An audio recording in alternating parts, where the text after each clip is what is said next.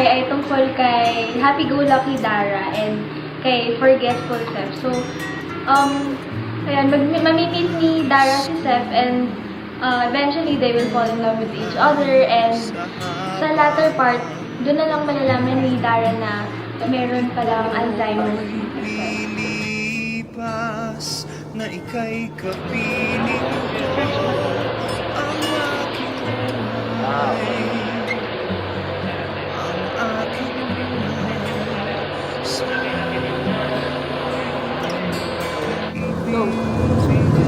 Video kasi. Pupunta? Hindi ka dapat sa harap mo pupunta. Gawin na naman ba kayo? Gusto sila? Nandiyo ba?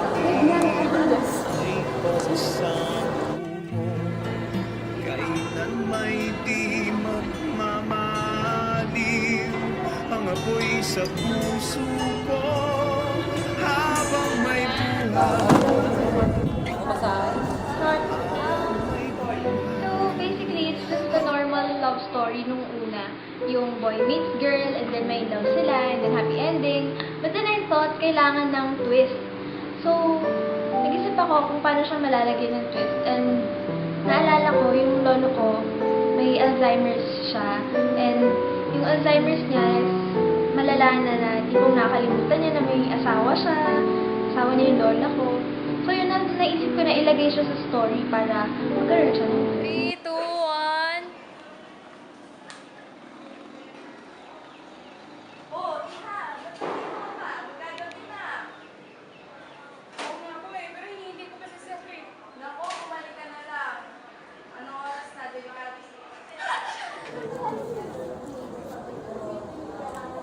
Anong location to?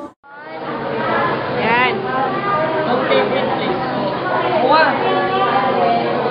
Ganda naman dito. Punta ko na kilala na. challenges, marami.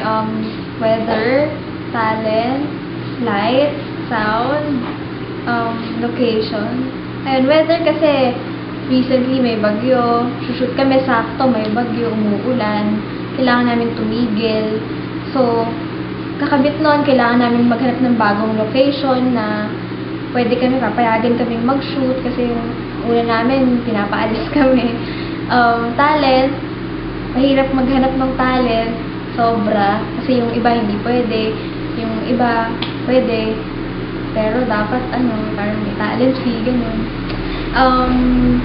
Light, gumamit na lang kami ng improvised light, lamp na lang ginamit namin dun sa mga scene na gabi na madilim na kulang na yung source ng ilaw. Kasi wala naman kami ng mga light na pang talaga. And what else?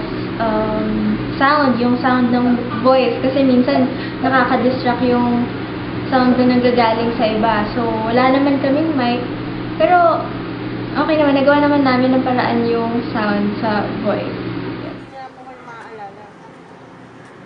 Tama ba yun? Ganun. Nakalagay. Ano mo naging konti ko? Ulit mong kinakalimutan. Patuloy ka pa rin nga minamahal. Bakit? Kasi mahal kita, Seth. Mahal na mahal ka ni Dara. Pero bakit? Bakit? Bakit mo inayaan mo kalimutan lahat? Bakit mo ginawa to sa akin?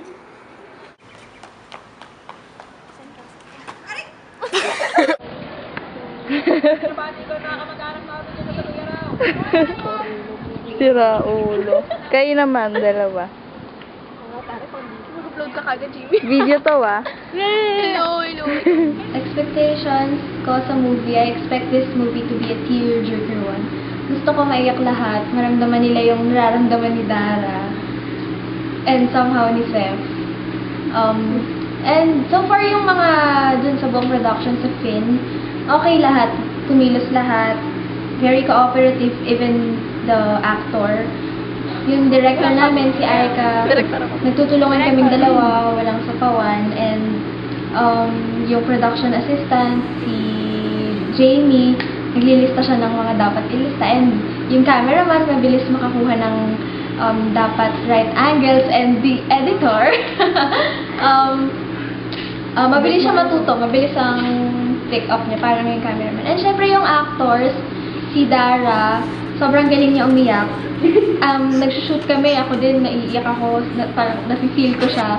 And si Seth naman, magaling din siya. Basically, lahat magaling. Perfect yung production na to. Final advice. Final advice, I'm not in the position to give an advice, pero yung sa paggawa ng production, dapat ito, pinapractice nyo siya kasi kung hindi, abutin kayo ng siyam-siyam sa location nyo, gagabihin kayo kung wala kayong enough practice. And sisiguraduhin nyo na the day before, okay na lahat, yung location, yung talent, pupunta ba, sure ba siya, yung mga ganong bagay. Ayun. And always follow your heart whenever you feel like doing a production. Dara, Oh, Seth! Bakit ka natatawag? basta ka. Okay naman. Ikaw ba?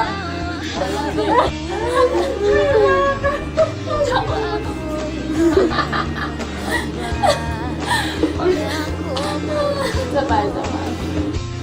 Seth, gutom ka na? Kanina pa. Sorry tagal Buti nakaramdam ka, hindi lang ako.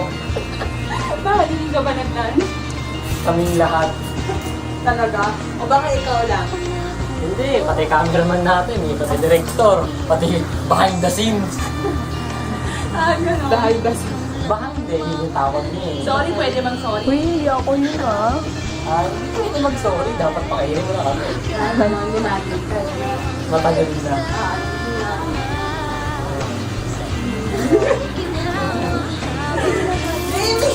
Nag-aaway na naman ba kayo?